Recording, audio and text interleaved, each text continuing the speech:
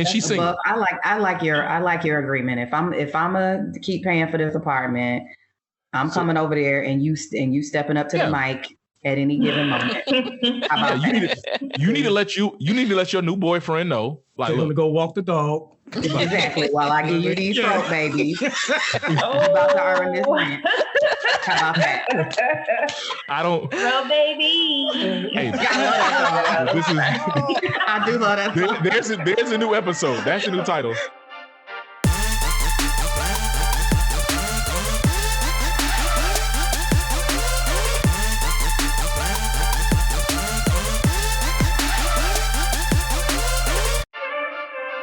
What up? It's Three Brothers No Sense. I'm Tavares Ferguson, aka Ferg. Join my co-hosts Razi and Buff. But enough about those guys. Let's talk about the real reason we're here. We have three lovely ladies. See, Porsche, I haven't included you this time. Three lovely ladies that have graced us with their presence. I'm gonna start with, I guess, in the order of March, the way I met them. So I'm gonna start with Ambrosia Mentor. Ambrosia, tell the people about yourself. Who are you? Hello, everyone. I'm so excited to be here. This is really, been looking forward to an opportunity to do this with you guys. It's like having that moment with old friends. We don't get to see each other often. I listen to you guys weekly and, brings that home feeling. So for those who don't know me, again, my name's Ambrosia Mentor, originally from Mobile, proud rattler. I know Tavares and Byron from middle school, high school, got to meet Razi in high school. So I'm very happy to be here. And we went to college together too, Razi. So very happy to be here with you guys. Glad to have you. Thank you. Hey, Porsche, how are you doing today? I'm great. How are you, Travis? I'm great. Tell the people about your lovely self. See how I did that? Yes, he's so sweet.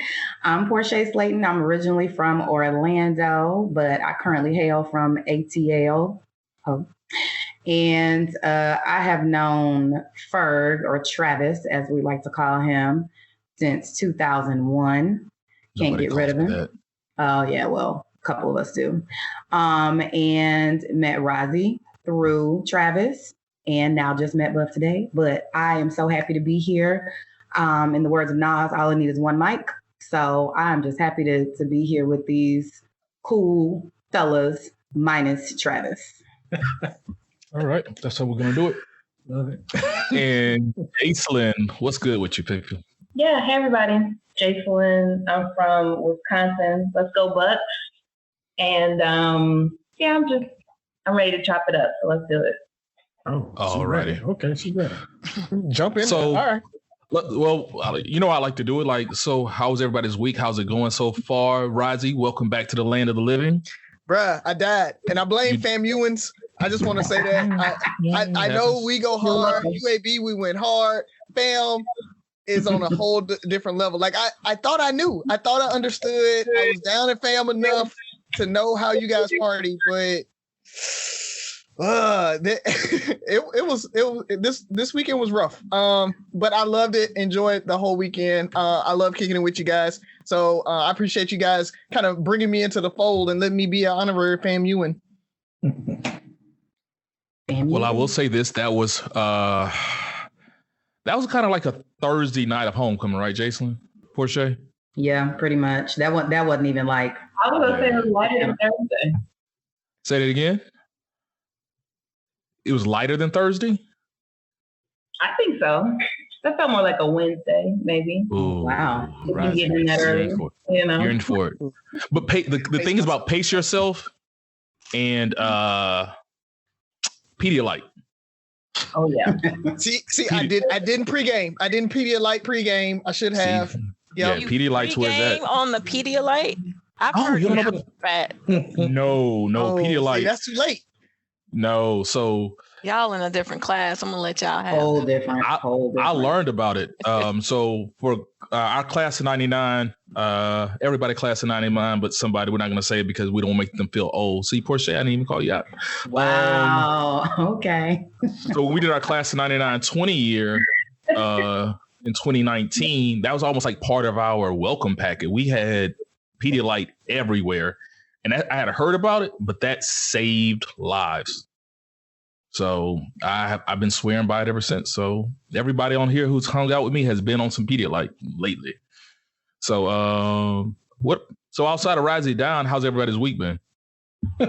I mean, I died too. I died right next to Razi. So I didn't want to call you out. It's fine. It's fine. I didn't know about the Pedialyte. I figure you probably know because you're small and the size of a toddler. So that's probably why you knew about the Pedialyte. But, I didn't know about the Pedialyte, but it was good to hang out, see everybody, kick it.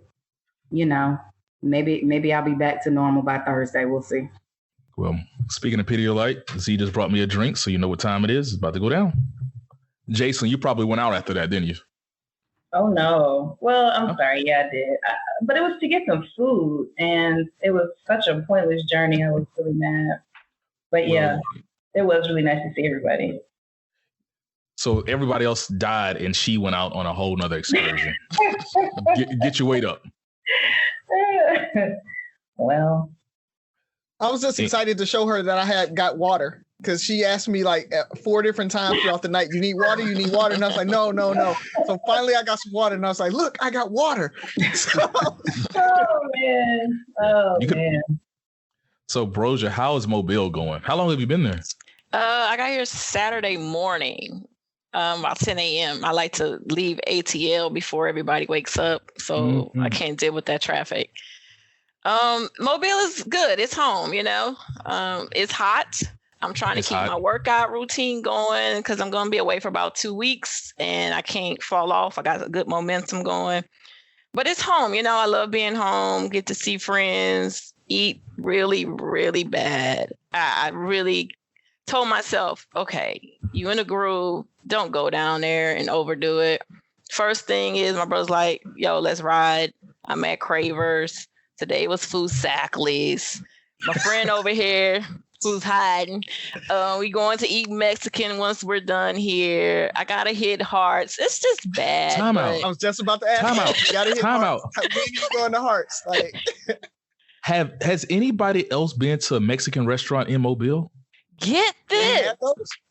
Exactly, right? Because Sharika, who's hiding, my good love Sharika over here. Hey, Sharika. What's up, Sharika?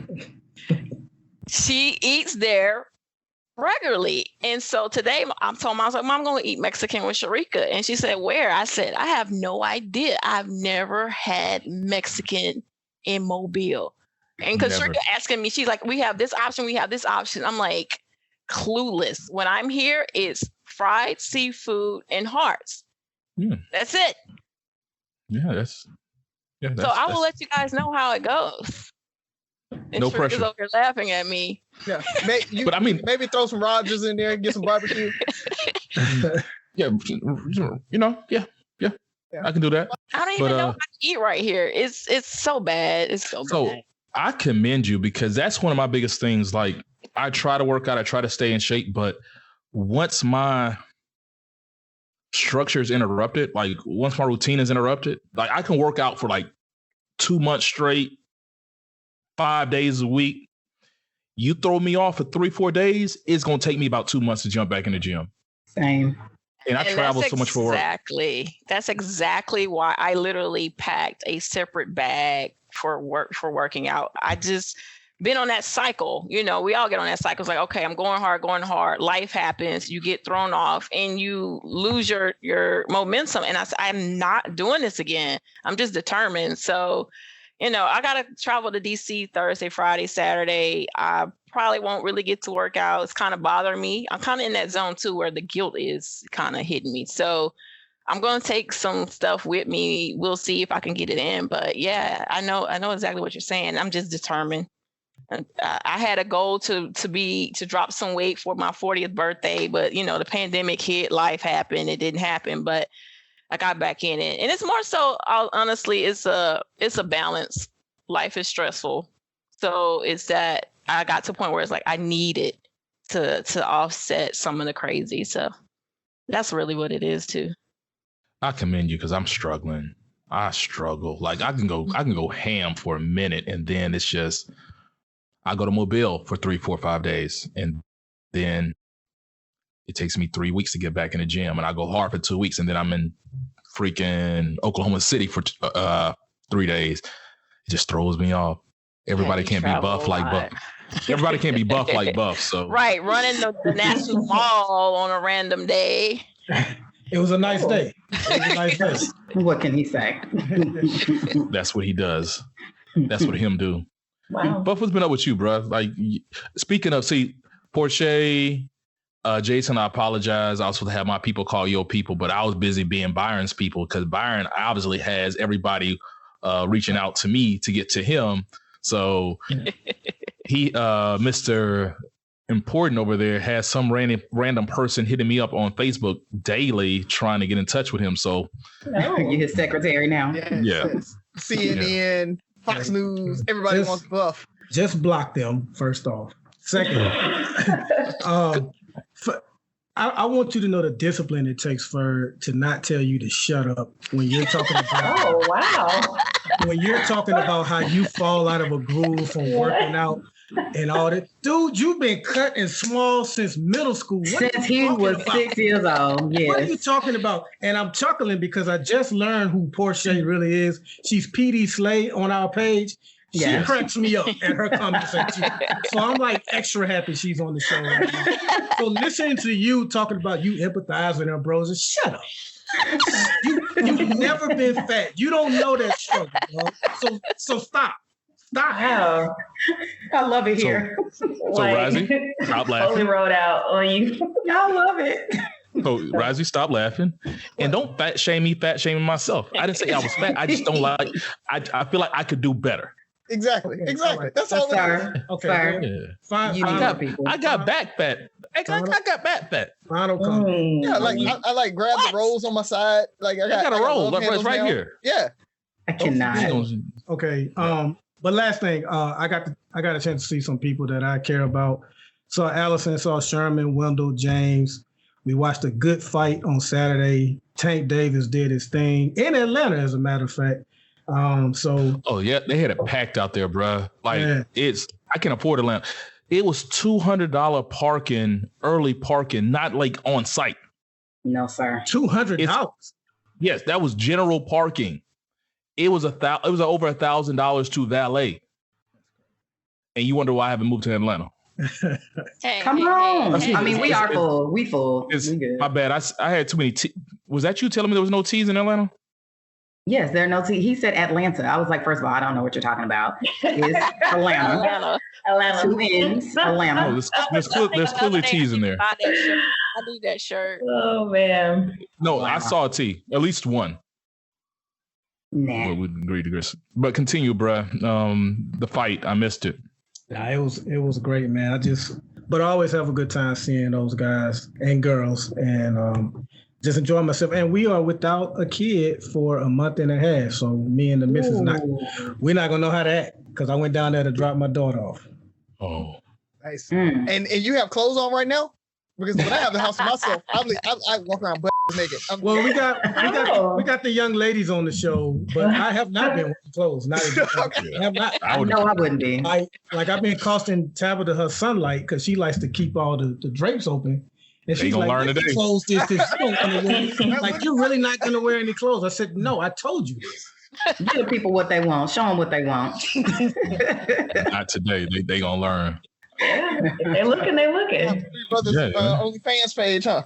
Not just you. Oh boy, show them feet. But no, I'm glad everybody came on. We've been talking about getting you guys on for the longest, and I'll bite the bull. I've dropped the ball because we've been saying this for months.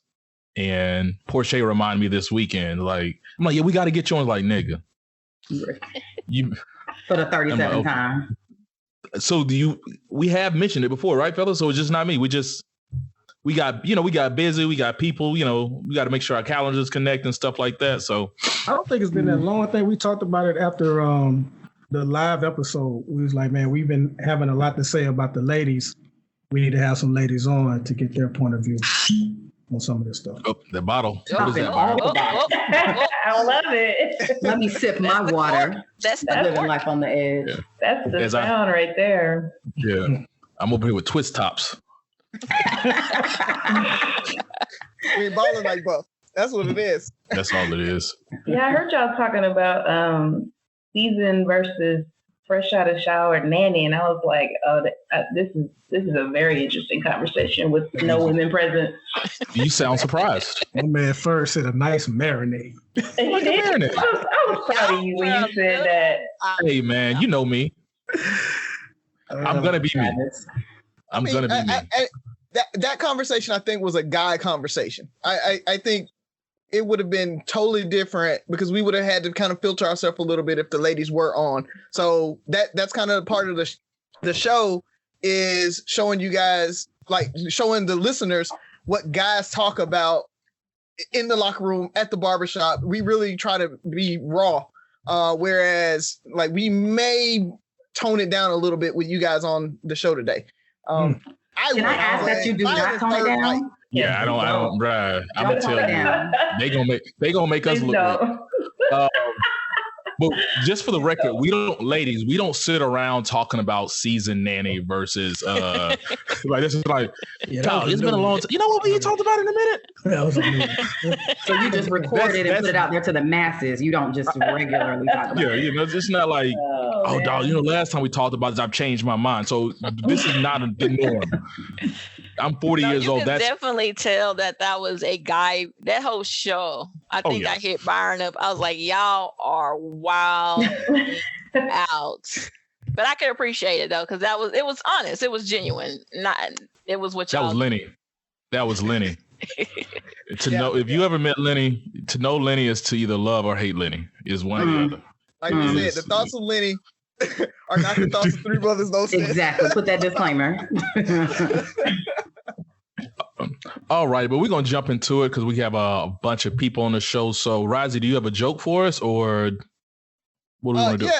Yeah. I just wanted to say, I went to Atlanta, found me a drug dealer, but I ended up, because I needed some sneakers, and I ended up buying some sneakers off of the drug dealer too. And I don't know what he laced those sneakers with, but I was tripping all day. Oh man.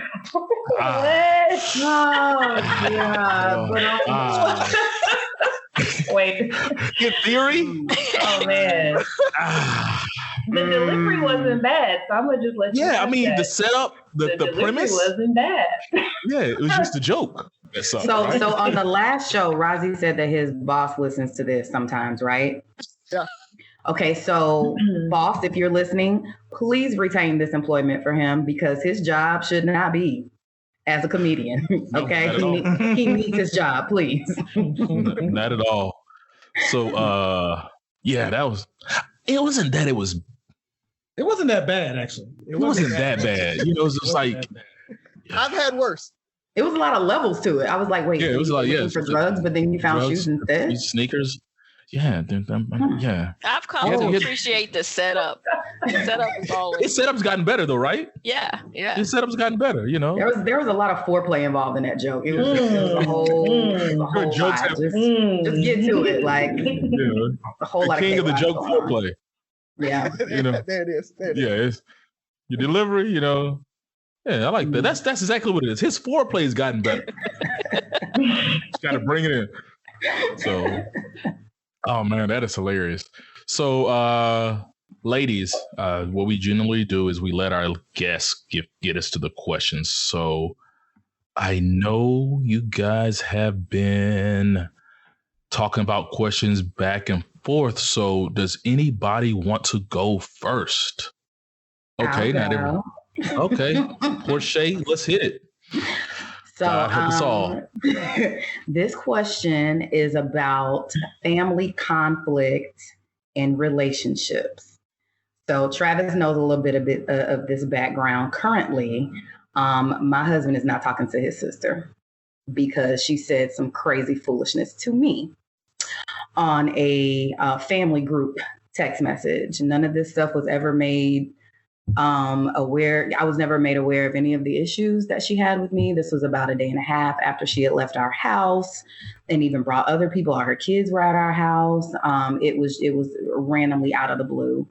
But yeah, Ferg, I'm sure you would agree. She was pretty disrespectful. She was real disrespectful. And most people who know me know that I'm not about that life of disrespect. However, I'm trying to grow. You know what I mean? Little baby steps. I'm trying to grow. And so I am actually the one who is trying to get my husband, who is more laid back, conflict averse. He will sacrifice his own feelings just to keep the peace. But he's put a hard stop on this. He's like, no, you talk about my wife, we're done, and you can't see my kids, and you can't come to my house, and all these things are shut down. But I'm still trying to be the this is your sister. Yeah, she hurt my feelings. She said some mean stuff, and I definitely want to choke her out, punch her in the face, kick her in her clavicle. But at the end of the day, this is your sister. These are her nieces. So what's y'all's take on that, particularly if there are children involved, right? So she's talked terrible trash about me, and there are children involved. So how do y'all handle that? Well, first off, I commend you for even wanting to be the bigger person and even tell him that, hey, that's your sister, we need to make up. But I'm also from the school of anybody can get it. I don't care. I'm the principal of that school, yeah. I don't care who you are in the family. You come from my wife, which has been done earlier in our marriage. You come from my wife, I don't care who you are, you're going to get it. And it sounds like in your case, it was unprovoked, which makes it even much worse. So the only thing I would say is what you're doing is great with telling your husband, we need to try to fix this, but let him do it on his own time. It's good that you put that energy out there, that advice out there, but I would say, don't push it, because that's something that he's going to have to come around on. But at least you've done your part with saying, hey, these are some that you said you want to kick in the clavicle and stuff. In the clavicle, dog. I don't think I heard that. Bleep this, Razi. I want to her up so bad, y'all. Y'all don't even understand. I want to her up to the utmost of capacity. Okay, beat. All of that. I think you've already done the right thing, and it's just up to him in a matter of time for it to be fixed. But kudos to you, and I don't blame him either, by the way. Yeah. Let's jump to the ladies. How feeleth y'all? I think you did the right thing. I probably would have taken the same approach, but for me, I'm someone who I just cut people off. I have no in between, and I've had that conversation with my husband. Once somebody crossed that line, and it takes me a minute to get there. I can absorb a lot. But once I hit that line, I'm done. I don't care. But like you said, you're trying to make sure your husband is good. Mm-hmm. And once you do that you've done your part. You really honestly don't have to go beyond that. And as far as the kids and stuff, again, that's the same thing. It's family. You don't have to have that relationship with her. But I think as family is important. Life is short. If you can keep that connection going without having to really deal with her beyond, we're here for the kids, I'm here for my husband, then that's the way to go for sure.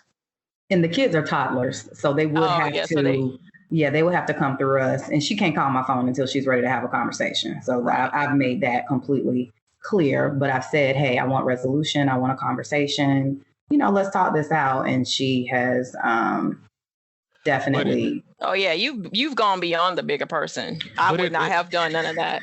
But it also caused potential conflict with other family members because they were brought in. Right. That's what it's like. It's a mass text. It's like, hey, everybody, let me tell you what Ambrosia did. Let me tell you about this motherfucker. How none of us fuck with you anyway, and we tired of you. You taking. Why you going there? Why you gonna go there? That was how. That's how it came. That's how it came across, and it's kind of like, so me and Porshe got beef, but you're bringing up some stuff that now has me potentially having not beef with you, but it's like, really? I didn't know Ambrosia felt that way about me. Ambrosia kind of what you talking about? So now I got to go to you and figure hey, are we still cool? Because Porshe just told me that this is how you feel. And that's news to me. First of all, her being upset with me is news to me, but it is what it is. But the relationship I want to make sure I keep is Ambrosia, and that it was nothing. It was no reason for that conversation or those comments be made. But how old is she? Okay, so she good. Old as the fuck. She is in her 50s.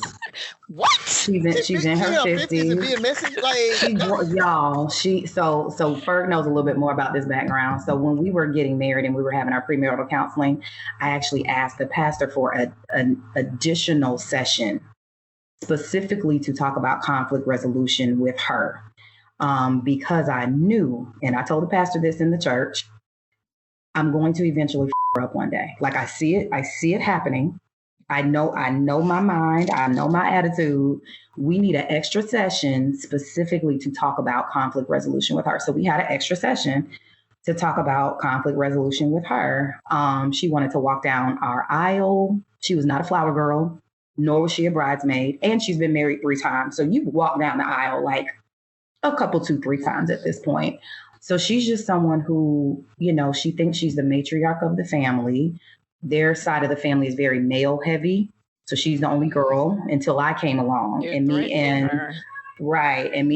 and Mama, as I call my mother-in-law, we have an amazing relationship. She keeps our kids for us regularly. They have a great relationship, but my husband has never stood up to her the way that he stood up to her in this situation. I f***ed with his comeback. His clapback was classic. It scared me.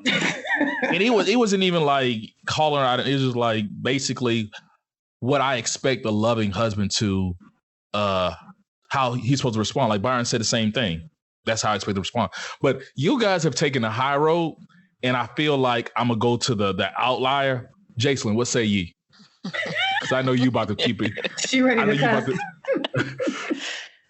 She's always. I never know how she's gonna approach it. So, come on. She might be the wild card. No, I was just gonna ask some questions, but you kind of cleared it up because I kind of felt like if I'm in a group chat and somebody says something just totally out the way to somebody, I would expect someone in the group chat to also say, hey, so-and-so, you didn't have to say that, or you should have taken that offline, or some sort of, let's clear this up. Like, we're family. My brother did. Well, when I say my brother, I mean my brother-in-law. He did. And he said, we can use my house as a neutral space for us to talk this out. The problem is 3 of the people in the chat are her children. They're not going to say nothing to her. One is her daughter-in-law. She did end up checking her offline, and told her how she felt about some of the things that she said. But yeah, I think the fact that most of the people on there were like her kids or a daughter-in-law, they felt like they couldn't necessarily step up and be like, you crazy, which is what I wanted to say. It sounds like you've been dealing with her for a while, and it doesn't sound like it's any secret that her behavior is out of order. So I wouldn't do anything further. You said that you reached out to her and put the olive branch out there. I think it's on her to be an adult. Like, I don't know, people that do little sneak this and like we're in a group chat and you want to air out some stuff. That's just weird to me. I don't understand. And she created the chat. Like the chat wasn't in existence. Like she literally created. Oh, so this was for you? Oh, yeah, she woke up this morning like, this is what I'm going to do. She woke up and chose stupidity. Can't let this slide. Yep, she created a group chat. Oh my goodness. Yeah. I want to jump in there because I want to say one thing: protect your peace. You and your husband and your family, protect your peace. Like all that extra stuff. I've had situations like that. Sisters don't want to talk or hate me because of how they perceive our relationship and things like that. And so protect your peace, cut them off, let them go. Like you had that olive branch out there. You said, hey, I'm willing to talk if you want to talk. That's it. And right. Like you said, you can't see my kids. You can't do all that. No, you cannot be a part of our life until we get past this, until I feel comfortable that you're over it. Not even on no, you come and you give me some half-hearted, I'm sorry, or let's get past it. I need to really feel like we're done with this. We're moving on. We're going to rebuild. and then I'll let you be a part of my life again. But you don't have the bandwidth, the emotional bandwidth, the just energy to give her, because that's energy that you're taking away from the family, from the kids, from your work, from things that really, really matter. And this whole idea of, because they're family, you got to stay involved and you got to stay in contact with family. That's the generational curse in itself. Like, cut them off. Cut them off. If they're not good for you, whether it's your mama, your daddy, your brothers, sisters, whatever, cut them off. So that's all. I'm done. I'm out. Drop the mic. Amen. That's right. He done dropped the mic on that one. Yeah. I am all about my peace. Like, I can't allow you in my bubble. You can ask my husband. He quickly be like, you in your peace bubble? Yes. I'm not doing it. I'm not doing it. Like, it's age. Something happened when you hit 40. It's like, look, I don't have time. You know how much I'm over here raising kids and work is crazy. I don't have time. If you are impacting my peace bubble, you are out. And I'm the one, I ghost people. So I ain't giving you no explanation. Same. You're just going to be like, why heard from you? You acting funny. I don't know. Starving my peace. I will block you. Yeah, that's my usual go-to. I'm not making an explanation. And that, again, that's with the age, because I'm someone like, Byron will say, like, I can't see you mad. But over the years of growing and age and going through life, I just got to a point where it's like, look, I don't have time for this. I'm not going to be the bigger person. I'm not going to be nice all the time. I'm tired of being nice because y'all don't appreciate that shit. So I have a temper. So I didn't realize that until I got of age. And so I learned cut it off, because once I get pissed, it literally takes me a couple of days to come down, because if I can't get the anger out, but I no. Yeah. Wow. Peace bubble. Don't disturb it. Don't disturb it. Bubble. That might be the title. That might be the title of this damn show. I know. I'm putting it down now. But I'm kind of in the middle of all that. For me, anybody knows me, I have a saying: I argue with two people in my life, my mom and my wife, and I try not to argue with either one. Anybody outside of that, fuck them. It's just that serious. That's not surprising at all. Porsche, I've known you. We joke. Have I ever argued with you? Razi, no, because I'm right. So you know better. Do you see me? I don't argue with people. I can debate. If I debate with you, that means I care about you and I like. There's a certain place I have, but I don't give people that in. So from day one, she was already outside of my peace bubble, I guess. Like, so there's no way I can argue with you. So nothing you do, nobody outside of my household impacts my household. She ain't about to pay no insurance. She ain't about to get these kids no scholarship. Like, they ain't gonna be held out on her scholarship fund or anything like that. It does nothing. If the kids are at your mama's house, I'm not gonna make it awkward for the kids. Like, come over here. Like, for one, because I don't got energy for all that. Yeah. Like, I don't got energy to even cut you off. It's just, you are who you are and I accept you for being you. I know we're over there for Christmas. I can high five you. That's not me being fake. It's just, I don't give a fuck enough. You're not that. I don't carry beef with people because it's not that serious. Yeah. I don't argue with people. Like, I can be cool with you because you're in your bubble. This is your place in my life, and I'm cool with you being there. Yeah. That's, you put them in their place, and you know that. Now, I'm not going to go out of my way to, I don't waste energy. I'm not going to go out of my way to bring you back into my piece, but it is what it is. If I see you, it's cool. If it bothers your husband, if he has a problem with it, then, hey, baby, if you need to keep a relationship with your sister, that's cool. Because he showed you, that's the most important thing. He showed you his intent. Yeah. He could be crying inside for all I know, but he showed you his intent. And that's all. To me, life is about intent. You showed me your intent. You did what you felt like you needed to do. If he's torn up inside, like, look, that's your sister. She helped raise. I don't know the hell. Everybody's sister helped raise him, all this stuff. Somehow, somehow, I raised you. They're like, you're 2 years older than me. Calm down. But because he old as too. But you gonna talk about my baby daddy? He will be 50 next year, but that's fine. Yes. So, but all serious, like I don't need you clinging to my energy to disturb your energy because it's not that serious. As long as it doesn't impact our household, like if dealing with her is going to impact his energy, I'm going to advise you to stay away from it. But if staying away from her impacts his energy where he feel like he's missing a relationship with his sister, and he wanted his sister to grow up, his kids to grow up around his sister, I'm fine with that because it's not that serious. I don't argue. I can debate with you. I'm going to say my piece, but after that, it's over. F*** 'em. All right. I felt like that would be your answer, but I appreciate the feedback from everybody else. It's some really good perspective because this is Ferg knows pretty much my whole family, and this we don't get down like this. Like this is just uncharted. We don't talk to each other like that. Like we just don't get down like that. So this is all new to me. But okay, I feel like I'm gonna take the route of fear and keep moving.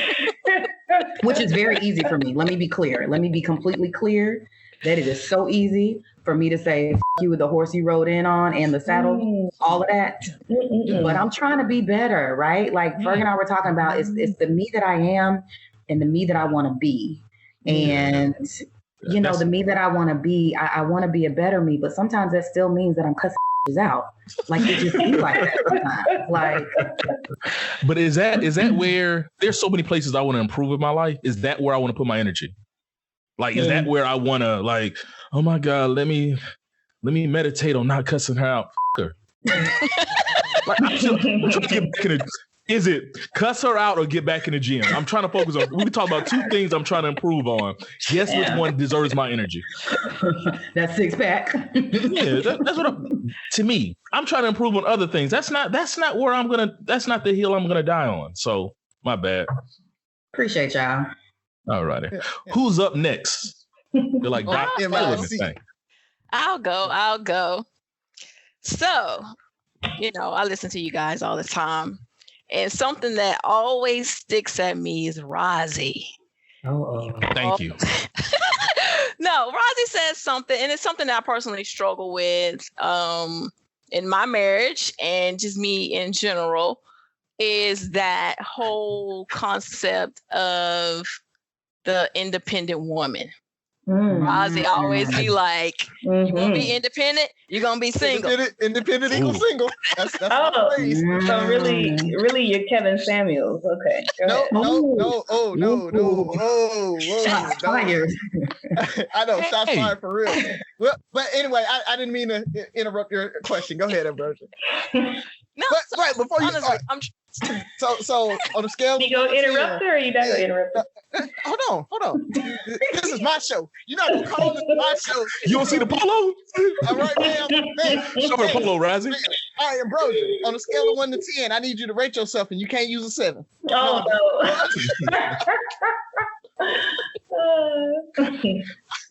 Okay, I'm sorry. Go ahead. That show was funny too, though. No, seriously, like the balance, because all three of you have girls.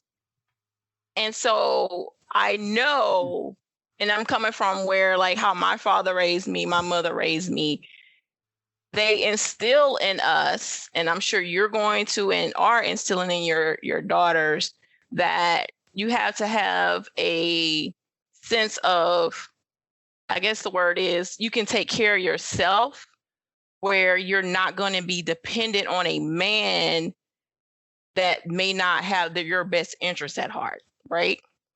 And so you kind of grow up in that dynamic where you're being fed kind of that narrative, right?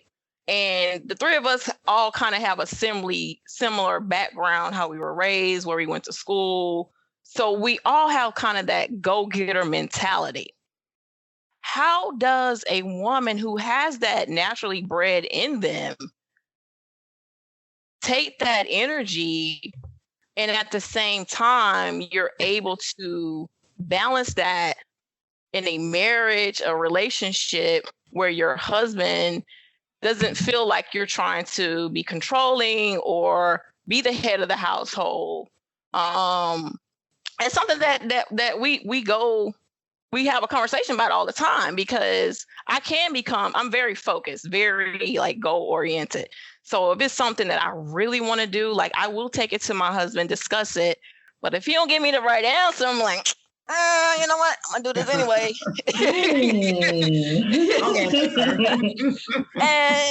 And he's kind of gotten to a point where he knows, he'll say like, I don't know why you asking my opinion. I'm asking kind of out of respect. Like, but he does know that I've already made my mind up. And it depends on what it is. Like, you know, I will be like, all right, cool. But at the same time, sometimes it's like, man, no. Give me an example. You're not seeing my vision. Give me an example. Okay. The move to Atlanta. So we lived in DC for almost 10 years. My family, he has family there, frat brothers, friends.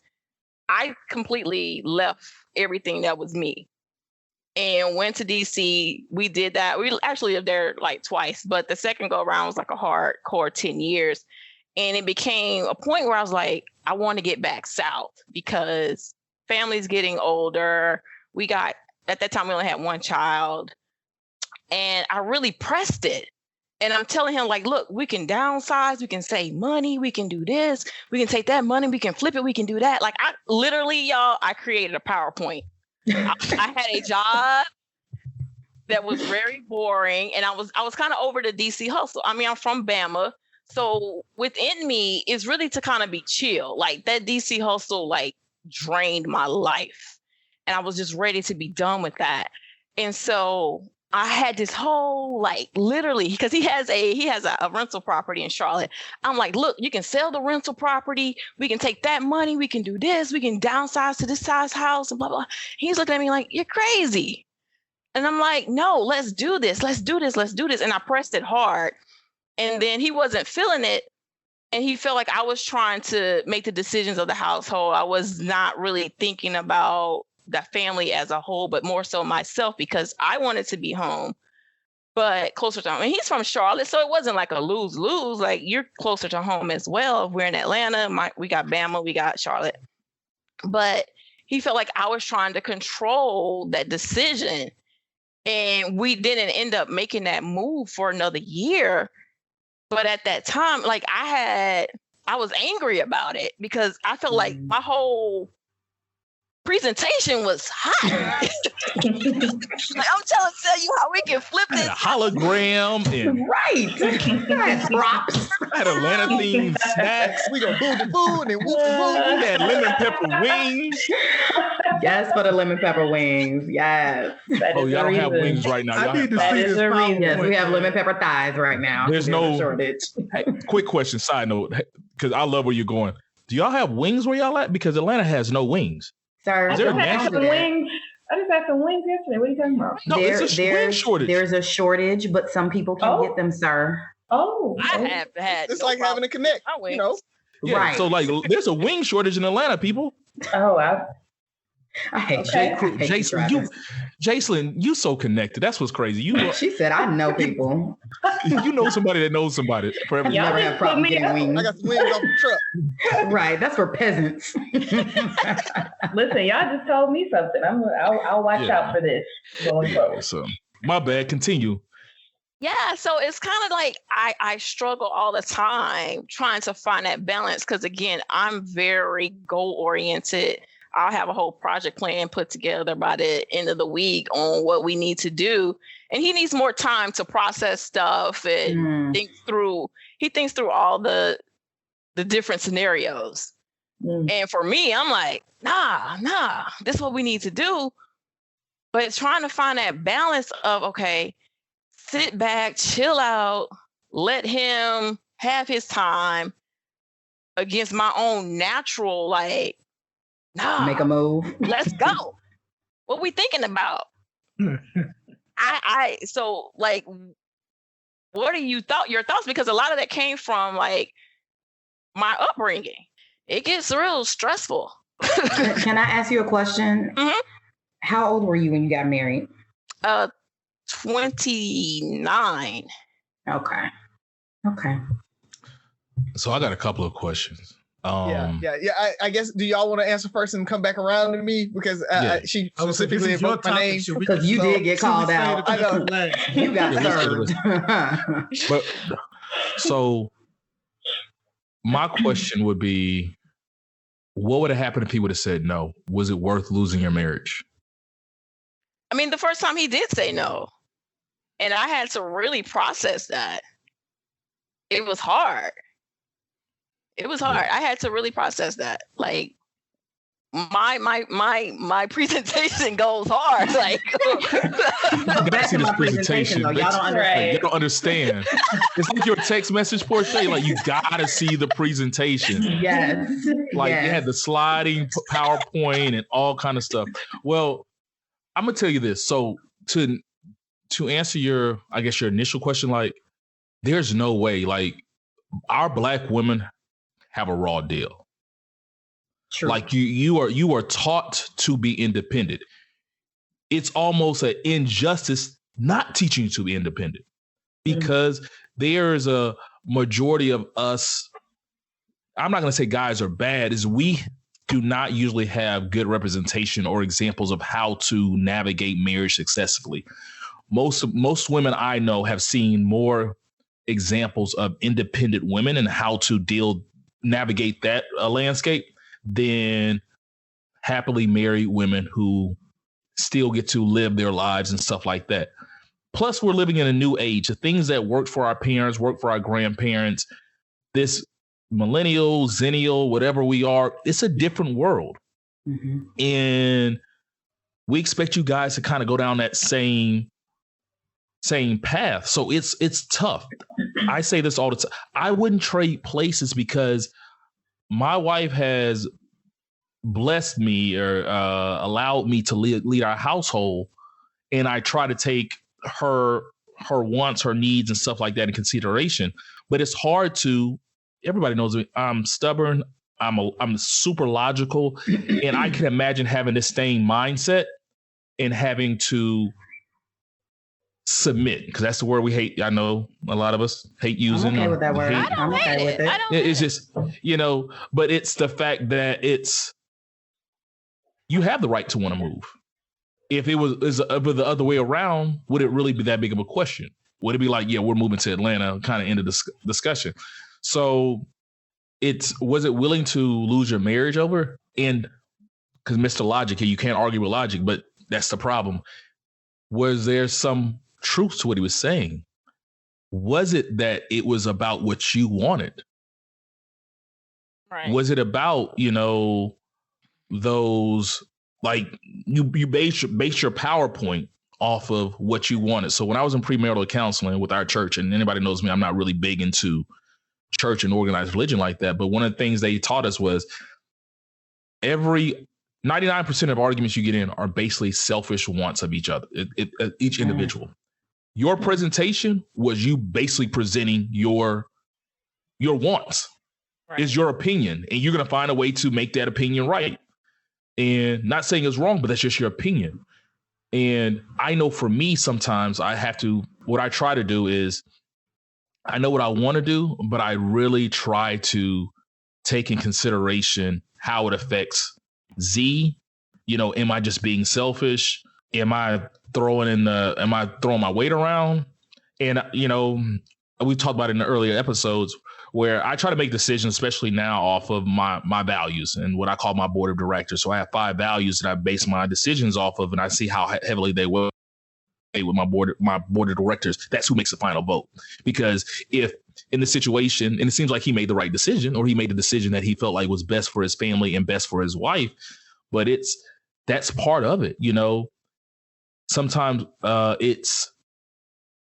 we're not giving credit, because I don't need a pat on the back, but sometimes I don't think Z thinks about the things that I have to decide for all of us. You're like, yes, DC might be better for us financially and growth wise, but it's something that's pulling on my wife that I can't, just saying when I ask you that same question, is staying in DC worth losing your wife over? Because y'all might stay married, but would you be the same Ambrosia? Would you guys have the same dynamic? So I don't know how you guys deal with it. I just think we got to come to consistency. Is messed up both ways. It's hard because if you think about it, like I always ask him all the time, my thing is like, so what would you do if we have two girls? What if one of the girls came to you with this scenario? What would be your thought process? Because it's a different process. This is your child. This is your daughter. You know, so again, like I said, my mom and dad molded me a certain way. Yeah. And it's hard to break from that because that's all you know. And we have that conversation all the time. Your upbringing molds you to think, okay, my way is right. Yeah, but that's why we argue, because in your mind, your way is right, and you're trying to prove your thought process. So I'm glad you brought that up, because it was going to lead to my last point. Was I talked about intent earlier. So intent, he wasn't like, well, we're staying in DC to piss her off. It's like his intent. So I always ask Z, does she trust me? And have I ever led you astray? Because sometimes I have to look at I feel like I have to look at the bigger picture, whether it's right or wrong, because at the end of the day, if the move to Atlanta was good or bad, at the end of the day, I need to feel comfortable about that decision, because I want to make sure that I can feel responsible. I'll take responsibility for the actions. I can take responsibility for the action. So a lot of times it's just like, do you trust me to make the right decision? Right. It might not be the favorable decision, but do you trust me to make the right decision? Because there's a lot of stuff that most of the shit we do, I don't want to do. Like I travel, when we talk about, I travel for work. I don't want to travel for work, but I work this way because there's a certain life and certain things I want to be able to afford my wife and my kids. And hopefully this is temporary. And my daughter, gets upset sometimes when I leave. She was talking about that the other day. She misses me. The Pandora spoiled her because she got used to daddy being home all the time. Mm-hmm. And that was real. And now all of a sudden I'm gone every week. I'm gone 3-4 days a week. And that's new for her. But do I want to do that? But it's like, I honestly feel like I'm making the right decision. Will my kids need therapy? Well, all kids gonna need therapy. But will my kids need therapy and all that stuff? I'm confident in my decision, or I'm comfortable with my decision. I question myself, but I'm comfortable with my decision. And I guess sometimes it has to be like, if you're independent and you feel that you have to be independent to a certain extent, it means you don't trust me. Right. You don't trust me to do what needs to be done. And it seems like he came around. It might not have been as fast as you wanted him to. Right. But I've known you for 25, almost 30 years. I feel like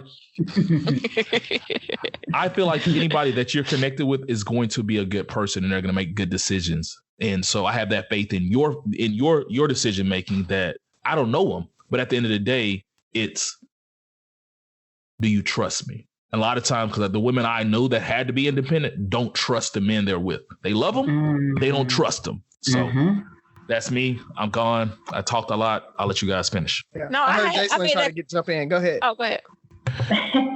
No, I was going to say that I think it's unfair that, and I'm apparently the only single person on the panel, but I think it's unfair that women are, I guess, supposed to take the back seat on decisions. So it sounds like what happened was you all had a decision to make and you feel like you lost. The way you described it seems like you felt like you lost. And later the decision was made in your favor, but somewhere in there it was decided that your husband's opinion or what he decided was more important than whatever it was you brought to the table. And I just don't think that doesn't make sense to me. Each person brings strengths to the table. So maybe he may not be the visionary in your relationship. I don't know y'all, so I can't say that. But back to what you said about being strong women and us being asked to suppress some of that, there are probably a lot of scenarios where perhaps the woman is a better decision maker about certain things, maybe not all things. Mm-hmm. But this idea that, Ferg, you just said something really it was a very strong statement. If you don't trust, you said something about if she doesn't go with what you decided, it's like she doesn't trust you. That's so polarizing. It's like saying she can't have a better idea about something than what you thought about it. No, and I'm glad you brought that up because that's not my point. My point is Z and I, anybody knows Z and I, we talk about every damn thing. Every damn thing. And the episode, I think the episode we had for Razi's birthday, I said Z run our household. Like Z runs our day to day. Z makes a lot of decisions at the end of the day, but the way our marriage, because we had those conversations. The way our marriage runs is at the end of the day, and I said it, she gives me the privilege, and it's a gift and a curse of being the head of our household, and I have to make the tough decisions. And when I make my decisions, I try to make sure that I consider all her thoughts. We talk about it. I don't make a decision. It's not like I don't care what you say. Most of my decisions are based off of her and my kids. And because somebody has to make a decision. And it's not that I make all the decisions. The same way I make a decision, I run it by her. The way we spend money, where we want to move. We talked about Atlanta this week. We talked about everything. And it's at the end of the day, it's like, okay, there's a decision to be made. It's almost like a company. Like the CFO can have all the financial knowledge. I know the value of Z. I trust Z. But at the end of the day, if she's saying this, we need to buy this piece of equipment, somebody has to sign off of it. And if that equipment doesn't work or is not a great investment, we don't get the ROI we need, I signed off on it. I'm willing to take the fall. I'm willing to, in my marriage, I'm willing to take the fall. I don't make any move without talking to her. Razi said, wrap shit on me. Where is the Dave Chappelle wrap it up box? Wrap it up.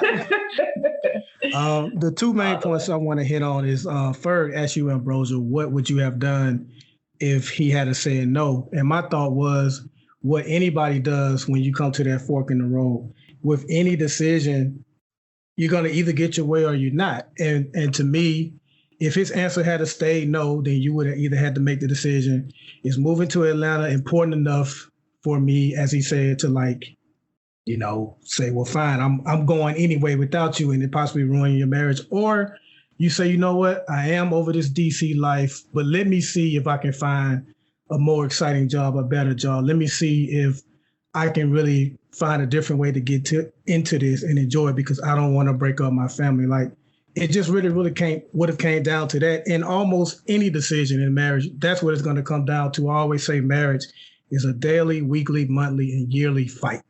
It's a fight all the time. And it's so much give and take. And that's pretty much what it comes down to. And the last point is, the essence of your question is, how do you balance independent women with still wanting to be in a marriage? I think for the most part, our women, and if we have daughters, you want to raise them to have independent abilities without the independent mentality. So you can go out there, you can, you want to be in a relationship, you want to submit to a man, but if need be, you can handle yourself, you can take care of yourself. And if you're with a man that makes sound decisions and has good leadership, then you don't mind allowing him to do that. If he's bad at that, if he's bad at money, if he's bad at decision making, then you can step in and take over that role as well. So being willing to submit some of that independence, I think, is what Razi tries to get to, but we'll hear from the man himself. Help your friend out. Help him out. Right, because Razi's like, nah, you single. That's not what I said. I said you'll never find anybody. I stick by my comment. Independence equals single. It does not. Because I mean, because the thing about it is, a relationship, and I always say this, a relationship is interdependence. And so, like your example you gave, Ambrosia, about you making your PowerPoint presentation, you saying, here's what I want to do, yada, yada, yada. Your husband saying no at that point, you got mad, and then y'all moved a year later. that's interdependence. Some certain things like where we live, what city we live in, things like that, it has to be consensus. No one person is going to make that decision, right? So that's one of those things that it had to be a consensus. You had your presentation, you knew where you wanted to go. He had to get around to it. And that's interdependence. So the idea of you can't be a strong woman, or you can't be a powerful woman, or you can't have ideas and things like that is not what I'm saying when I say independent women equal single. What I'm saying is an independent woman in that situation that you talked about would have said, oh, you don't want to move to Atlanta? I'm moving to Atlanta. You can come when you want to. An independent like woman. Selfish. Yeah. There's That's a difference between being independent and being selfish. That can't come to a consensus. And so, like you asked, you talked about like we have daughters. Like I have my daughters. I'm not teaching my daughter to be an independent woman. I'm not even teaching my daughter to be submissive, because I don't believe in that whole submissive to a man thing. What I'm teaching my daughter to be is be able to have consensus. Hey, I'm stronger in this. I'm going to take the lead in now. If it comes down to we disagree, my decision might carry more weight because I'm stronger in that thing than you. We need to have that conversation in our relationship and as a couple, and we figure that out. But that's what I'm teaching her. I'm not teaching her to be independent where she makes every call or whatever, and what the man says doesn't matter. That's what I feel like is when I say an independent woman. An independent woman is my decisions are my decisions, and you can come along or not. That's up to you. But you're following me in this relationship. That is very, very different. And you can't have a relationship like that. I don't care how strong or how powerful you are, or, you're a CEO of a corporation and you make decisions day in, day out or whatever. You can't bring a business mentality into a relationship. Relationships are different. And so go ahead, Buff. Oh, I'm sorry. I was gonna say, I guess it depends on what your definition of independence is, because there's a woman on social media that's saying if she dates you for 5 years and you buy her a car and an apartment, you got to keep that going even after you break up, because she needs time to get her weight up and afford those things. That's not an independent woman. That's a fool. That's right. Ambrosia versus an Ambrosia or any of these ladies on this panel that can be dating someone for 5 years. Yeah, he may buy her a car, whatever. But if they break up and he says, I want my shit back, cool. Take your shit back. I was looking at the Audi Q7 anyway. That's an independent woman. It's not necessarily my way or the highway. And kind of going back to what you're saying about the difference of being a somebody who can stand on their own and that independent woman mentality. So I'm talking about the mentality of I'm an independent woman, not necessarily that you are independent. I definitely want you to be able to stand on your own, make your own calls and everything like that. I encourage that all day long. But when it comes to the relationship, that's what I want. I don't want you to bring your independent mentality into the relationship, because at that point, you're no longer independent, because you are codependent on our trajectory in this relationship. So that's why I always say independent equals single. If you have an independent mentality, you can't function inside of a relationship. So your explanation sounds so much better. Yeah, it does, Razi. It does. I accept that. Started, because I was like, Razi, I thought I liked you. Like, we died together, we came back to life together. It's like Black Lives Matter, man. I mean, it's a horrible tagline, but it gets you thinking. But yes, it's provocative. I think about my situation with my husband. I am naturally an independent person. And I was asking how old you were when you got married, because I think sometimes that has a lot to do with, how you act in a relationship, in a marriage, because it's like, if I've been doing this for 35 years, 40 years, and now you come in and you want to take over these things, like I have to relearn how to, let these things go. Mm-hmm. My household is very unique in that my husband stays home with our children. He stayed home with our children since they were born. I have not been alone with my children for more than maybe 2 days. He, however, has been alone for homecoming, girls' trips, all the things, week-long work meetings. Like Ferg, I travel for work. I do overnights and things of that nature. But at the end of the day, he still is the head of our household. Like just because our roles are different and he doesn't go out to a job and bring home a check, like I still have that level of respect for him, but also he doesn't speak up on a lot of stuff. So when he does speak up, I back down pretty much immediately because I know that it must truly mean something for him. Because most of the time he's like, I trust you. like, whatever you feel we need to do, go ahead and do it. But when he puts his foot down, I'm like, okay, let me sit down then. I guess it's all right, Daddy. So I've kind of learned that, like through the years with him, that he's a very quiet soul, and he only speaks when he has something to say or when he's passionate about something. And so because I kind of get to run 96% of the time, that 4% of the time is nothing for me to just sit back and let him do his thing. I also am a salesperson, so I'm very good about convincing when it's time. Okay. So that has also helped me in our situation that, I can sell him on something pretty effectively.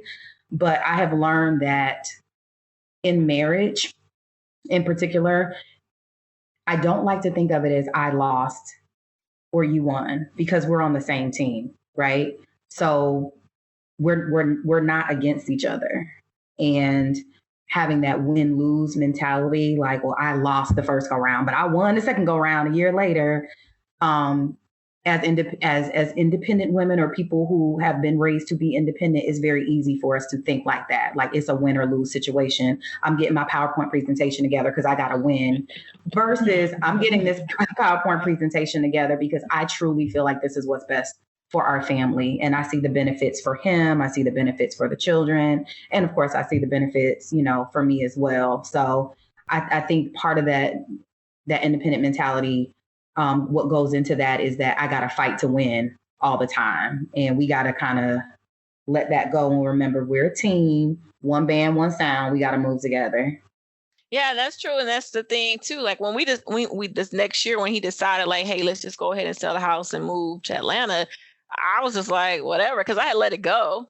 It was like, well, we're going to be in DC. Let me figure out the next move. And so you didn't punish him for that year? No. And then I was pregnant at the time. So when he came to me, he was like, yeah, let's go. I was literally about 4 or 5 months pregnant. I'm like, yeah, okay, whatever. Like, I'm finna move in the middle of a pregnancy. What are we doing? And I didn't tell people we were moving. It was so much going on. I just followed whatever he was going with. But I'm like, why are we doing this now at the most crazy moment? But that's when he felt like, let's do it. And I was like, well, I'm not going to push back because I was trying to. Because of my PowerPoint. It's my a question balance. For that, Ambrosia, is if at that point you had already gotten to the point where you said, no, I don't want to move to Atlanta anymore, do you feel like you could have said no and he would have been like, all right, well, we're staying in DC because she doesn't want to move anymore? Probably like, do you feel like you could have vetoed it just like he vetoed it a year ago? Yeah, most definitely. Because I mean, at the end of the day, the move was really for me. He has family, friends, everything in DC. Him moving to Atlanta was a bigger sacrifice. He has friends in Atlanta, but his real connection is there. So I could have said no if I really, really pushed back on it. I was honestly testing the waters. I was like, yeah, go ahead, call the realtor. A realtor shows up at house on Thursday. I was like, okay. And I'm like, it was probably the last minute when there was a sold sign in the front of the house, like, oh, we moving. I need to find out, OB, what hospital, where we live. Like, it was just like that. And so, I always tell him, I was like, I was a year behind my thought process, but he thinks through things a lot longer than I did. And the thing about marriage is you're not the same people. You don't have the same upbringings and thought processes. And that makes this crazy because it's like your thought process is right in your head and his thought process is right in his head. And I'm like, that's just stupid. Why are you thinking like that? That is marriage in a nutshell. That's marriage in a nutshell. Yep. And so trying to find that balance is hard. And then again, for me, I'm very driven. he's very methodical just by nature. He's an engineer. So like A plus B has to equal C. Ooh. And for me, it's not that. It's like, what are you doing? No, this is what we need to do. And so you're a project manager. You can do 17 different things at the same time. That's just how we focus. Break that project down. Everything's a project. And he'll say that sometimes this is not a business transaction. I'm like, I hear you, but except it is. It works like this. So it's a balance. It's a balance. What you got for us, Jaselyn? Bring it home.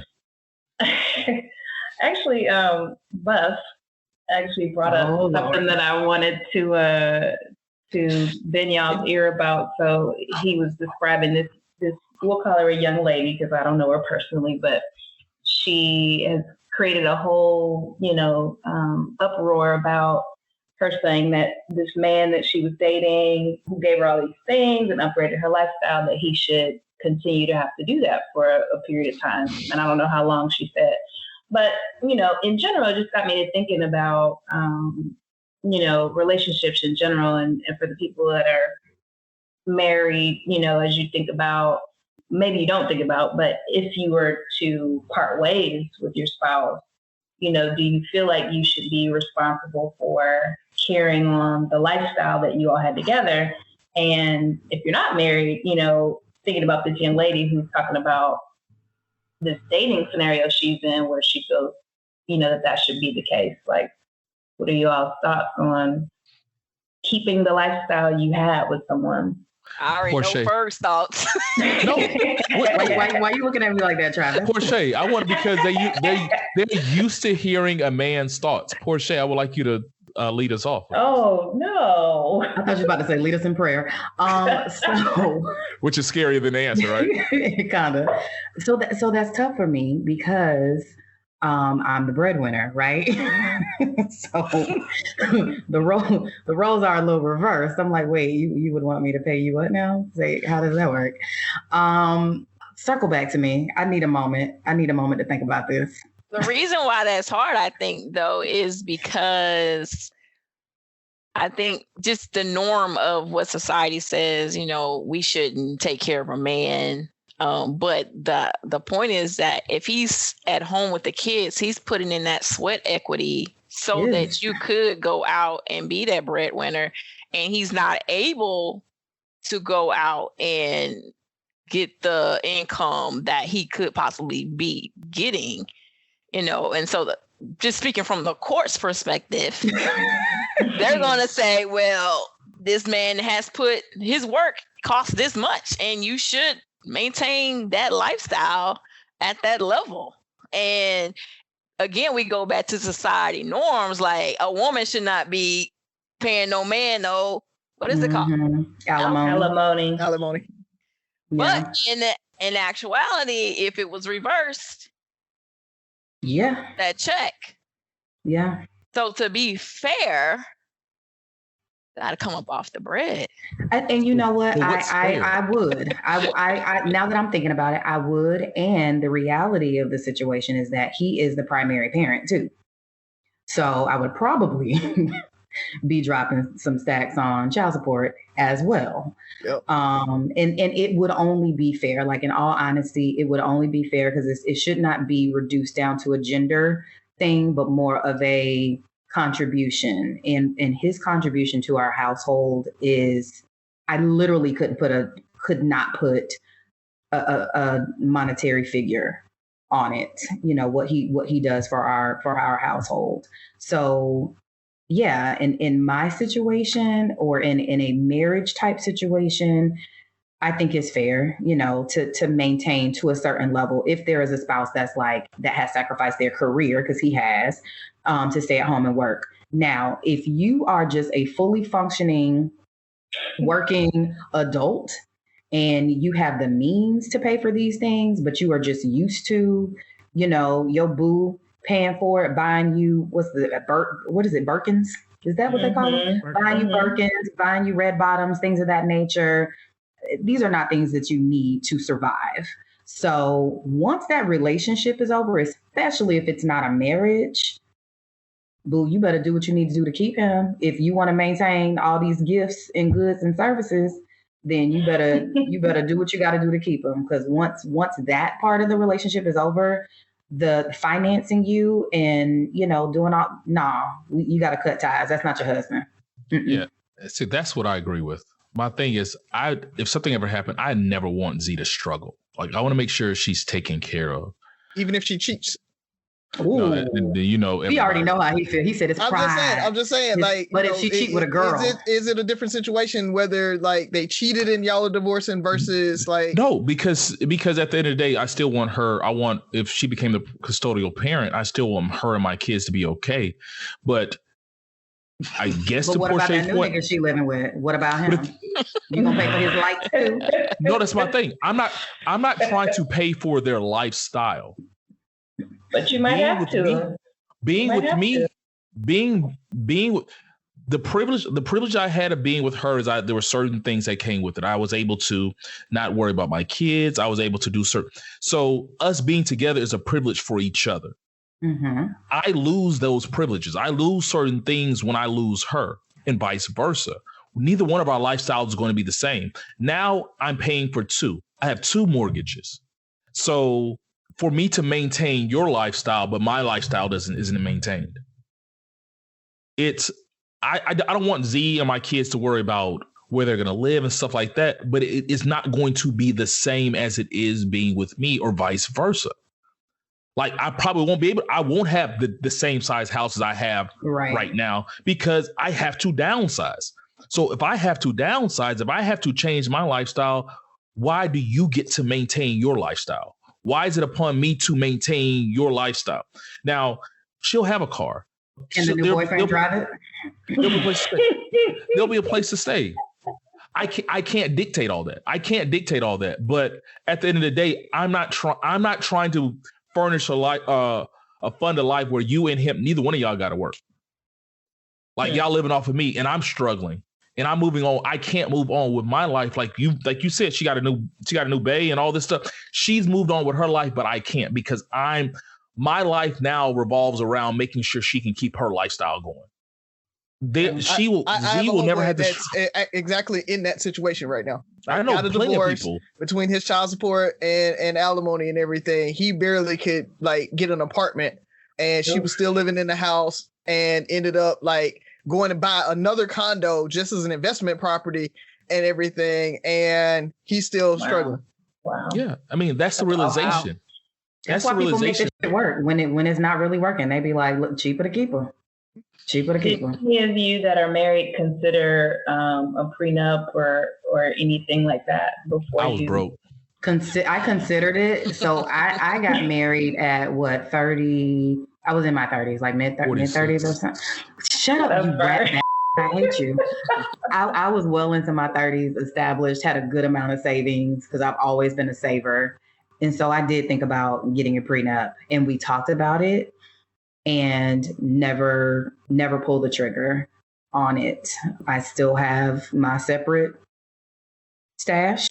That's not a stash because he knows that it's there, but he knows he cannot touch it. I have extra accounts that, he would have no access to just in case I need to flee the country for whatever reason. You never know, shit happens. But yeah, we didn't go through it the prenup, and I had more than him in terms of like liquid assets, but he had a house and I didn't have a house. So we felt like it balanced. Yeah, I can tell you, I mean, I think we've had this conversation that I would get one at this point. Jason, I don't know if you know, but I think everybody else knows, like I'm widowed. And so at this point, if I was to get married again, it's definitely going to be a prenup. You're talking about middle age, right? 40 years old, lots and lots of assets. Not a lot, Byron, not that much. Right. Lots of. How you going? Hey, Razi. Right, where you live? Those assets will not go to there. Now, I'm all about, moving forward, anything that we get going forward and that we do together. I'm all for you getting everything. But yes, there'll be a prenup that money is earmarked for, the kids that I have and everything like that, because I know I ain't having no more kids. So I ain't got to worry about that. But so this money that I have is going to the kids, or it's going to be to make sure that if we don't work out, I can still live, like Ferg said, and have my lifestyle somewhat comfortable after this. You're not getting half of what I've already built over the last 40 years. You're just not getting that part. So yeah, prenup is on track. But prenups are taboo. Like, if I love you, why do we need a prenup? Nigga, please. So it's a No, because but it's so taboo. Like, but that's the thing. That marriage to end in divorce. We can love each other all day long. Broke people say shit like that. But the thing about it, you got a prenup? Razi, did you have a prenup? No, I didn't have one. Buff, you got them. You always had bread. So, Ambrosia. Did he get married when he was 15? She ain't getting the stanza. The baby. So the thing about it is, the prenup would probably take care of a lot of these issues, but we're all educated people and none of us got prenups. Well, I also got married at 29 and we were both like, just getting out the gate. Like, what am I protecting? And Travis, didn't you tell me Buff got married when he was 15? So yes, 7. He didn't have nothing either. So Buff had the stanza. He had the baby home. I don't get people who get upset when someone asks them to sign a prenup if they already have like a family business that they're trying to protect, or like. But see, that's the word, protect. You're protecting something from me. That's what the other person hears. Why do you have to protect something from me? You see what I'm saying? Guaranteed, and I done bust my ass, and you was nowhere a part of that. I mean, they want what you're shooting in the gym. I get all that, but I'm just saying from the other person's perspective, if you're like, I gotta protect my stuff, it's like you've already fast forwarded to me trying to take your shit, as opposed to me trying to help. I'm playing devil's advocate here, as opposed to we're gonna build something together. So I think that putting on my salesperson cap, it is, hey, let's make sure that we both are protected in this agreement should something that, we can't foresee happen where we're not together. I think you got to frame it to where this is equal protection. It's not, I'm protecting my but your fair game because you broke and I'm gonna take your $5. Like it's all about the phrasing and the delivery of it. Yeah. Well, he was independent before he met you, so he gonna keep his money. But that's the thing. We know this. We all are intelligent enough to know the benefits of a prenup, but it's also when you enter that relationship, it's like it's almost taboo. It's I was anti-marriage. I was just like the same thing Razi said. Something like a lady. Yeah, you know me. 50% of marriages end in divorce. Why would I do that? So you mean 50% of marriages end in divorce and she get half? Nigga, those are not good odds. That doesn't make sense. But yet it's still them are successful. You forgot about the other 50. Yeah. That's yeah. But it doesn't add up. Is a risk worth the reward? But the thing about it is, but none of us have prenups. It's so taboo. And Jaselyn, I mean, I want her to be protected. I still want my wife to be protected or whatever the case may be, but I feel like we both shouldn't walk away feeling like we lost. We're losing each other. It doesn't mean we have to lose ourselves. You know what I mean? Like, unless she cheats, in which case. They're still. In most prenups, they if the person cheats, they go out the window. They have like cheating clauses in it and stuff like that. So yeah, I mean, you'll get more if he cheats.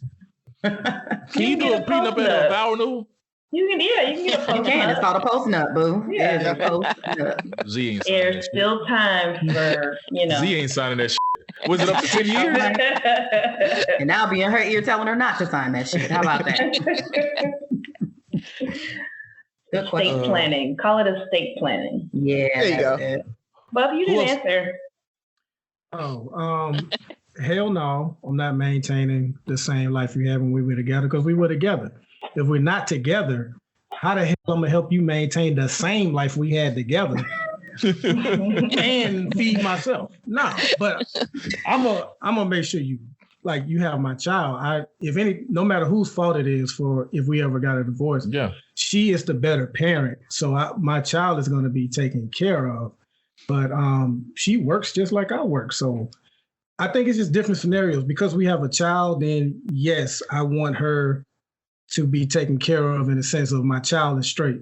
if we didn't have any kids and we both working, for whatever reason, you know, if our marriage ends, you do your thing, I do my thing. I'm not paying for shit. So, and the last part, the young lady that started this question that says, you know, the scenario is she dated a guy for 5 years. She helped him with his business and she felt like she helped him grow his business, which she really didn't. But she felt like she did. He bought her a $4,000 a month condo and a $1,500 Mercedes-Benz that he's paying per month. And once they broke up, she feels like he should still pay for that stuff up to 6 months until she gets herself together. Mind you, she's in a completely whole different relationship now with another man, but still expects him to pay for it. And she feels like men should not pull the rug from under women when, even if they break up and they give them all these nice things. But if you flip that, okay, and we break up, say you want to leave me, because her whole argument is I'm accustomed to all this stuff that he's giving me and he can't just take it away. Okay, so what if I say, man, I'm accustomed to getting that good head, you swallow for a $4,000 apartment. Nobody has ever swallowed like you did before. So even if they broke up, I'm still. I wasn't ready. I wasn't ready. So because I'm accustomed to that, I still get that. No. Yes, because you bring that because I got the keys to the apartment and for the next 6 months. Ooh, I'm doing pop-ups. Not be dry. Hey, player, I'm gonna need you to go in the next room. You don't gotta leave. You gotta get the fuck out of here. But she gotta pay this rent. She gotta pay this rent. You know what it is. Anytime I go out drinking and I don't pull none at the club, hey, I'm ready. That's a hell of an agreement. You want that rent or no? Yeah. But you know what though? Y'all don't want a woman that's independent though, right? That was my next thing. I mean, if she was independent, it wouldn't be a problem. It'd be like, all right, bye. She gave up her independence, submitting and whatnot. I think independence is sexy. Now just homeless. Now she's homeless. No, but my thing is, I'm like this. Look, you had 5 years to enjoy the lap of luxury.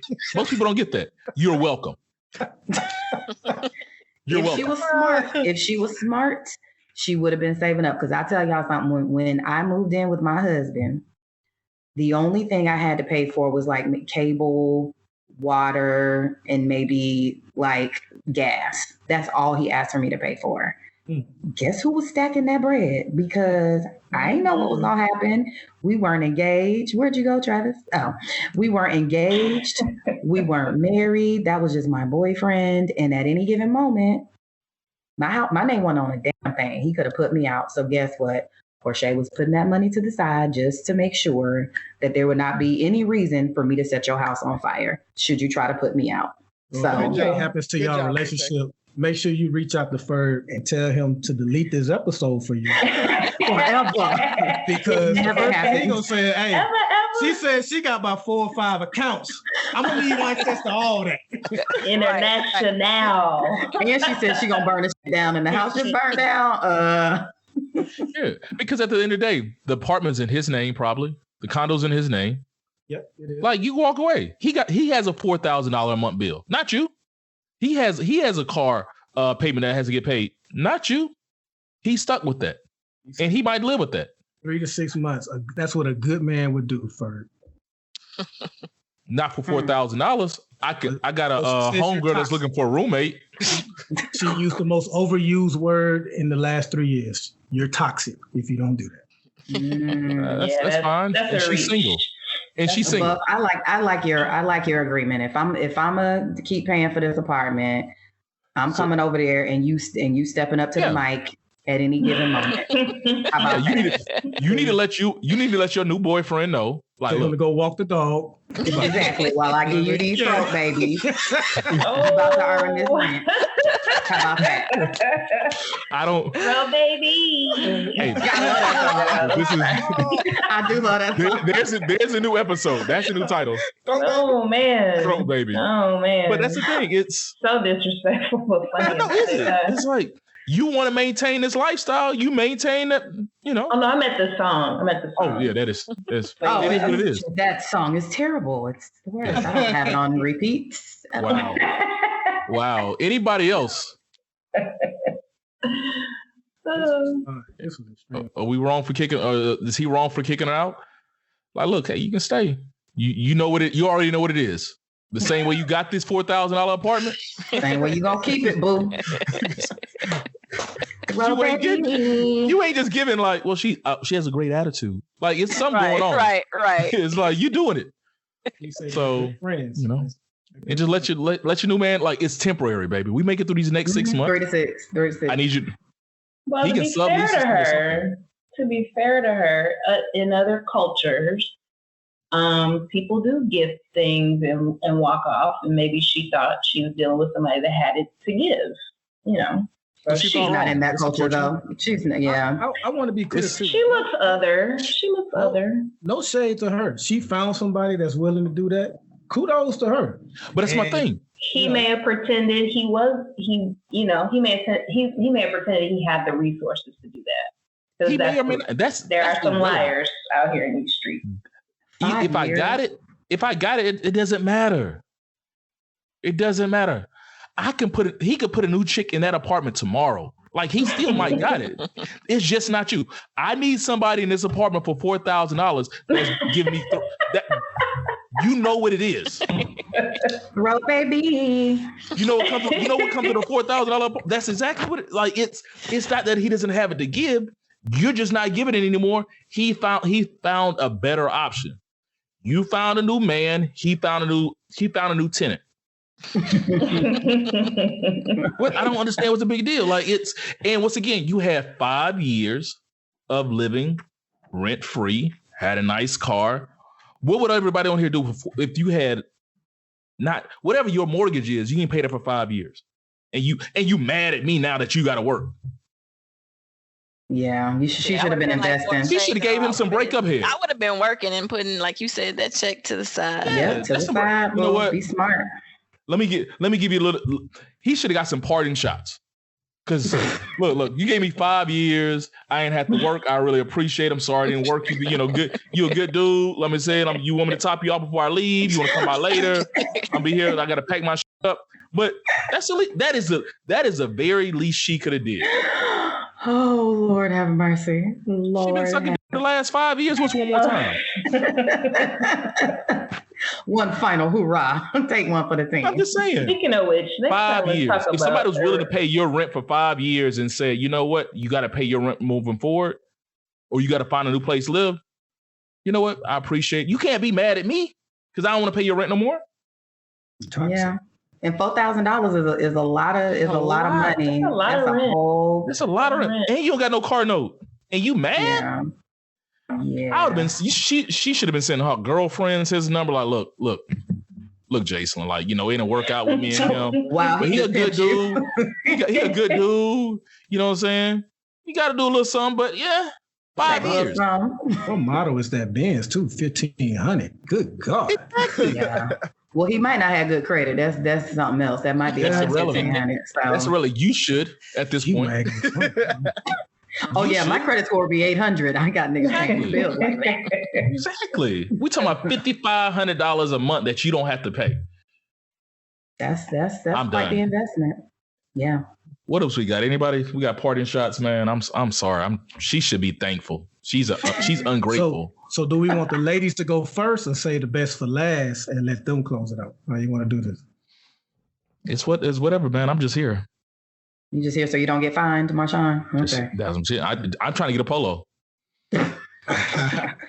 Razi holding out on the polo. Get Travis a 2T polo. Get him one. I want to snap him. I want it's in the bottom exactly. Yep. Oh, not the snap. 18-month onesie. We're gonna start with the ladies. We'll let y'all go first. Parting shots. What you got?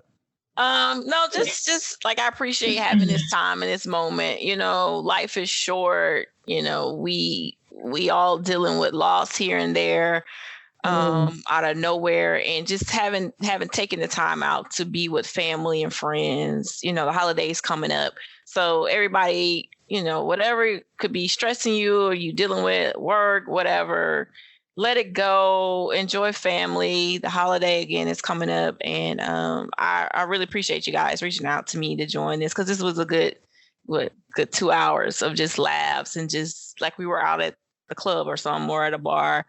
And I just all the listeners, let the BS go and enjoy your day. All righty. All right. I appreciate that. Who's up next? I want to ask people to stop vaccine shaming other people. I finally got my first shot last week, so I'm feeling more accepted by the world. But welcome to the zombie gang. Yeah, I'm like, what is up with people at work asking you, have you been vaccinated yet? I mean, just wear your mask. I'm wearing mine. And we don't have to get in each other's personal medical history. So anyways, shout out to everybody vaccine shaming people. So I appreciate that. So now you don't talk about politics, religion, or vaccines at work. Got it. None of that. List keeps getting longer. Yeah. None of that. Porshe, what do you have for us? I have truly enjoyed my time here with y'all. I hope this is not the last time I will be invited back. This has been great. I think what I've walked away with is being the bigger person, cuss them hoes out. And also that throat babies can get you rent and a car note. So keep it up, ladies, so you don't have to be on OnlyFans showing your feet. That's what I've learned. What you got, Razi? All I got is ladies and gents, yes, you heard it multiple times today. The three brothers have polos now. They'll be up on the website in the coming weeks. I'll be throwing them up there. But my excuse for not getting Byron and Ferg one is I do like to actually order everything and put it on and make sure that it's good quality before I start sending it out to everybody. So the polos actually are good quality. They feel good. So yes, I'll throw them on the site, and I'll be getting Ferg and Byron some polos in the near future when I can afford it. Payday. I'll get y'all some on payday. We appreciate you, bro. Man, this was a very, very funny and fun show. So I thank the three of you ladies for accepting our invite and coming on. I can't wait to listen to this episode. I hope the listeners enjoy it as well. Only thing I'll say is Ambrosia and Porshe, Jaselyn, we all talked about protecting your peace. And I just want to tell people, Black people in general, protect your peace. We celebrated Juneteenth a couple of weeks ago. And once again, Candace Owens, who's a Black conservative, had something to say about it. I think she called it lame. And people just gave her all this attention. And she's even out there saying, my comment trended for 3 days. That's how you know I'm right. She thrives off the attention. So stop retweeting her, stop reposting her, stop commenting on her. Let her stay in her little right-wing bubble and do what she does. Don't let her rile you up, because that's what she's here to do. This is a woman who was defended by the NAACP for, quote, being, threatened by white boys. Now all she do is take up for them. So let her be. She is a professional troll. Protect your peace. Don't pay people like her any attention. That's all I got. Good message. So that's a good segue to what I have to say. So people, protect your peace bubble. That's what I'm taking away from this. I really like that. My peace bubble is this house. Anything outside of this house, at the end of the day, as much as I love you, it doesn't change my life. Take it how you will. It's not going to burst my bubble. But to the ladies, man, I'm so happy you guys joined us. Like we've been, talking about getting different people on the show, and you didn't fail us at all, man. I'm happy. Ambrosia, Porshe, Jaselyn, you are welcome to join us anytime. If you have any comments, please continue to post on our Three Brothers fan page. If you got something you need to talk about, let us know. Invite yourself back to the show. I don't think any of you guys are too shy to, like, you know what? I need to come back. I got something to say. Tell your friends and family about it. Porsche, don't tell your family though. No, I'm specifically gonna tell them. Got something for y'all to listen to. Right. Specifically. Press play. Drop the link. Yep. Yeah. But no, I really appreciate you guys joining us, man. It's fun. Like I said, I always like connecting my family, my friends from years, and just putting those worlds together. And it was fun. I felt like you guys would vibe. I know the brothers always get along with everybody. I'm usually the odd man out, so I play the bad guy. But thank you guys for giving us your time. 3 brothers, no sense. Listen, like, share, subscribe, comment, and most importantly, listen again. Talk to you next week.